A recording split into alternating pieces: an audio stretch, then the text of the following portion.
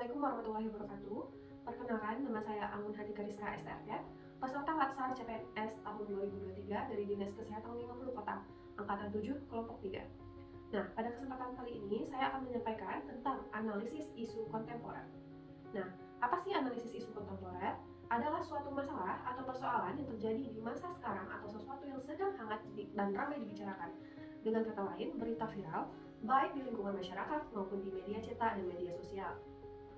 Nah, dari hasil analisis, terdapat beberapa isu atau permasalahan yang berhasil diidentifikasi di Puskesmas Kota Tinggi. Nah, yang pertama itu adalah angka kejadian balita stunting yang masih tinggi. Nah, stunting itu sendiri adalah masalah gizi kronis akibat kurangnya asupan gizi dalam jangka waktu panjang, sehingga mengakibatkan terganggunya pertumbuhan pada anak. Nah, tidak jarang itu masyarakat menganggap bahwa kondisi pendek itu merupakan faktor genetika dan tidak ada kaitannya dengan masalah kesehatan. Faktanya, faktor genetika memiliki pengaruh kecil terhadap kondisi kesehatan seseorang dibandingkan dengan faktor lingkungan dan pelayanan kesehatan. Yang kedua adalah rendahnya cakupan imunisasi dasar. Karena rendahnya cakupan imunisasi pada anak dan bayi, itu mengakibatkan tidak terbentuknya herd immunity. Tentunya nanti akan berpotensi terjadinya KLB atau kejadian luar biasa.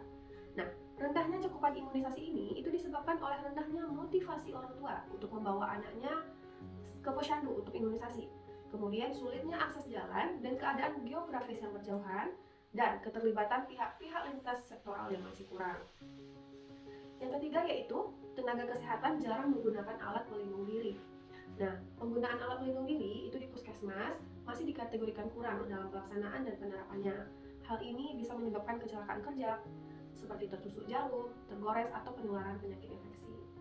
Kemudian yang keempat, itu kurangnya kepatuhan pasien dalam penerapan protokol kesehatan. Nah, tingkat kepatuhan pasien yang kurang ini itu menyebabkan risiko untuk menularkan dan tertular menjadi tinggi. Kemudian yang kelima, itu berkembangnya berita-berita kesehatan yang keliru di masyarakat. Nah, salah satu dampak negatif yang cukup merasakan adalah munculnya informasi palsu atau lebih populer dikenal dengan istilah hoax, sehingga dapat menyebabkan beragam opini di masyarakat. Nah, bagaimana sebagai ASN menghadapi isu dan perubahan tersebut? Nah, sebagai ASN, tentu kita memiliki tanggung jawab untuk menghadapi isu dan perubahan tersebut.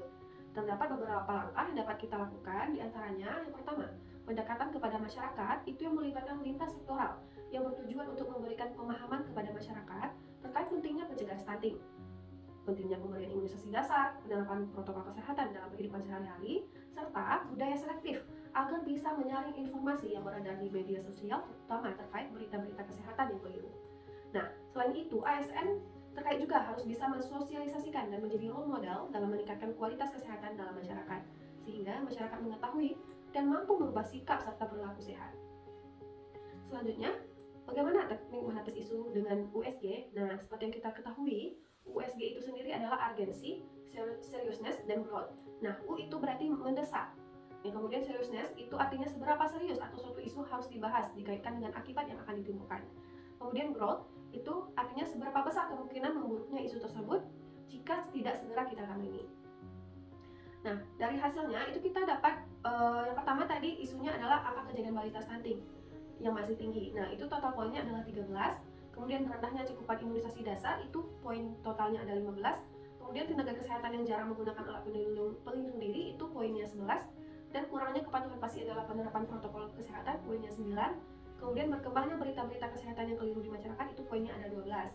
Nah, berdasarkan isu-isu tadi, maka ditemukanlah salah satu isu prioritas yang paling layak yang kita bahas, yaitu adalah rendahnya cakupan imunisasi dasar. Hal ini itu disebabkan oleh kurangnya memotivasi orang tua membawa anak untuk memperoleh imunisasi. Nah, bagaimana sih solusinya? Yang pertama itu adalah kita harus melakukan kegiatan sosialisasi tentang pentingnya imunisasi di posyandu kepada orang tua.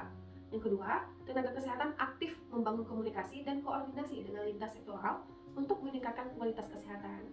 Yang ketiga itu bisa dengan membuat grup WhatsApp bagi ibu-ibu balita sebagai wadah berkomunikasi untuk sosialisasi dan koordinasi pelaksanaan imunisasi, seperti membagikan jadwal agar ibu-ibu balita selalu ingat kapan pelaksanaan posyandu. Kemudian yang keempat bisa dengan cara memberikan reward kepada balita yang imunisasi dasarnya lengkap, sehingga ibu-ibu balita lebih semangat untuk membawa anaknya ke posyandu.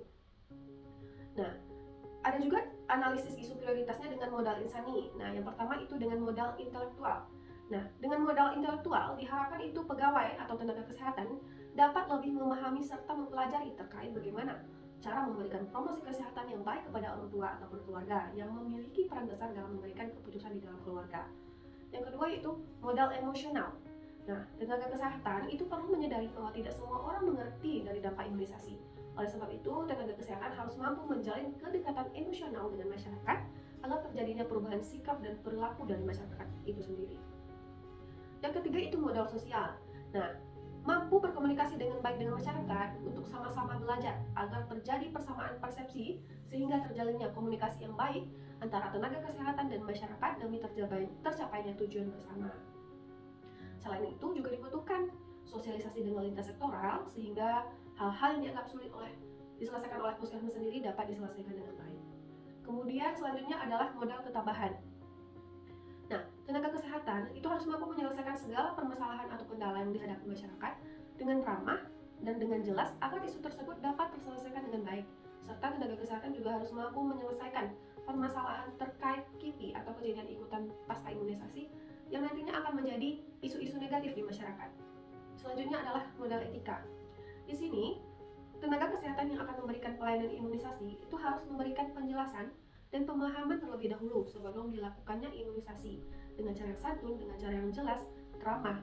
Nah, sehingga nanti keluarga dapat memberikan persetujuan, baik itu secara lisan maupun secara tulisan. Secara lisan informed choice, kemudian secara tulisan seperti informed consent sebelum pelayanan tersebut diberikan. Kemudian modal kesehatan. Nah, modal kesehatan ini sangat penting dalam hal menyelesaikan isu prioritas. Karena kondisi fisik yang sehat dengan mental yang sehat, maka kita dapat bekerja dan berpikir secara produktif sehingga isu tersebut dapat terselesaikan. Baiklah, sekianlah pemaparan dari saya. Saya sudahi dengan wabillahi taufiq wa hidayah. Assalamualaikum warahmatullahi wabarakatuh.